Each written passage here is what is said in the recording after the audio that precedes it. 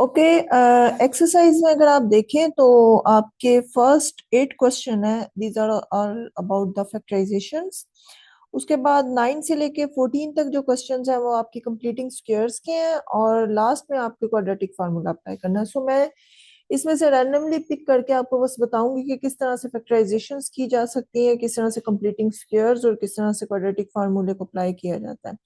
सो factorisations में अगर मैं देखूं, मैं यहाँ पे क्वेश्चन नंबर, जैसे क्वेश्चन नंबर 2 है, ठीक है।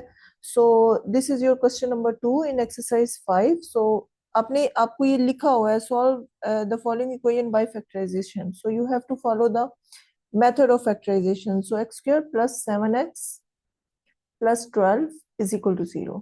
ठीक है। सो इसमें फैक्टराइजेशन में आप ये देखते हैं, आप ऐसे दो नंबर्स फाइंड आउट करते हैं जिसका जो मल्टीप्लीकेशंस हैं वो 12 हो, यानी कि आपका x और y जो है वो आना चाहिए 12, और जो आपका x प्लस वाई है वो आना चाहिए आपका 7।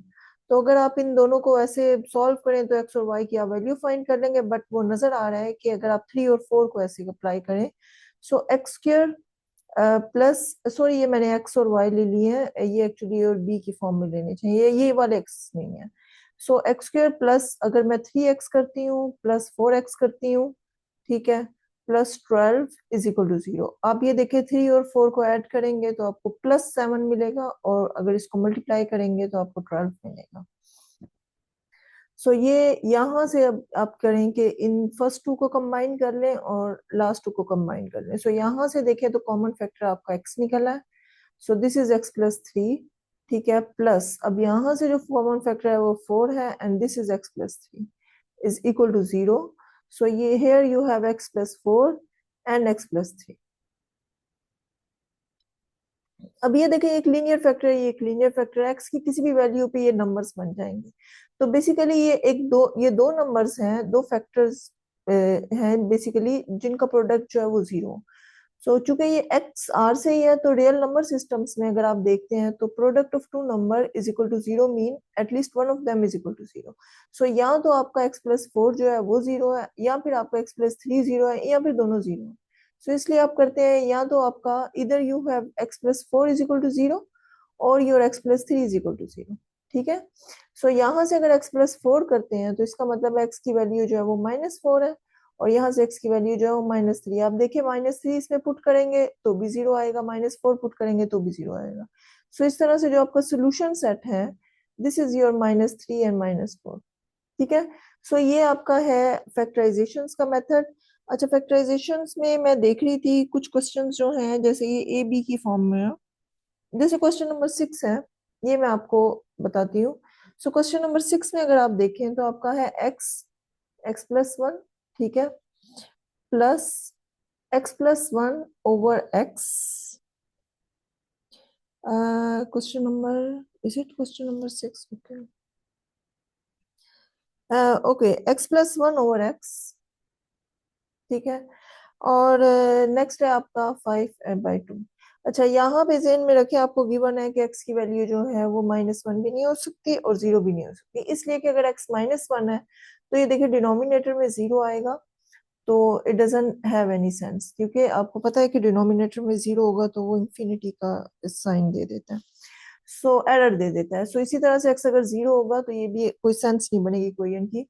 सो आपने इसे सॉल्व करना है। सो फर्स्ट ऑफ ऑल आप इस साइड से एलसीएम ले लें। सो जब आप एलसीएम लेंगे तो आपको मिलेगा x, यहाँ से एलसीएम ले, so x square plus x plus 1 square, ठीक है। मेरे ख्याल से मुझे 5 और 6 और 7 में से 6 7 8 एक जैसे ही हैं, चलें, लेकिन चले मैंने 6 ले लिया, बट इनका मेथड एक ही जैसा, ठीक है। सो ये चीज हो जाएगी आपकी, और यहाँ से आपको मिलेगा एक्स प्लस 1, ठीक है। So this is equal to 5/2, ठीक है। अब यहाँ से अगर आप देखते हैं, इसे सिंप्लीफाई करना है आपने, सो ये चीज हो जाएगी आपकी X square plus X square plus 2x plus 1, और डिनोमिनेटर में आपको मिलेगा X square plus X is equal to 5/2, ठीक है। सो ये आपको मिलेगा 2x square plus 2x plus 1 over X square plus X is equal to 5/2। ठीक है, अच्छा मैं ये साइड पे कर रही हूँ। सो यहाँ से अब अगर आप देखें तो क्रॉस मल्टीप्लीकेशन अगर आप करें तो ये आपको मिलेगा 2x² plus 2x plus 1 is equal to 5x² plus x। ठीक है, और ये आपको मिलेगा 4x² plus 4x plus 2 is equal to 5x² plus 5x। और अगर आप देखें तो x² के कोफिशिएंट्स को कंबाइन कर लें तो आपको मिलेगा 5 माइनस 4x²। ये मैं इक्वेशन को इस साइड पे लेके जा रही हूँ, plus 5 minus 4x and minus 2 is equal to 0। So ये आपको मिलेगा x² plus x minus 2 is equal to 0। अब अगर आप देखें तो इसको आपने फैक्टराइज करना है। सो फैक्टराइज, क्योंकि ये आपके फैक्टराइजेशन में क्वेश्चंस हैं तो इसको आपने फैक्टराइज ही करना है। सो ये हो जाएगा x² plus 2x, okay, minus x minus 2 is equal to 0। ठीक है, सो आप ये देखें, ये जो आपके हैं 2 और -1, 2 और -1 को मल्टीप्लाई करते हैं तो -2 आता है, और ऐड करेंगे +2 -1 तो आपको +1 मिलेगा। सो अब ये फर्स्ट 2 को कंबाइन कर लें और ये लास्ट 2 को कंबाइन कर लें तो यहाँ से आपका x कॉमन है। So this is x plus 2 -1 x plus 2 is equal to 0। Again ये फैक्टर्स हो गए हैं, so x -1 and x plus 2 is equal to 0. Again, product of two factors is equal to 0 if at least one of them is equal to 0. So आपको मिलेगा या तो x minus 1 0 है या फिर आपका x plus 2 जो है वो 0 है। So x की वैल्यू जो है वो आपकी यहाँ तो 1 है, यहाँ फिर x की वैल्यू जो है वो -2 है। So जो सोल्यूशन सेट आपका बनेगा, ये मैं सबसे ऊपर लिख रही हूँ सोल्यूशन सेट।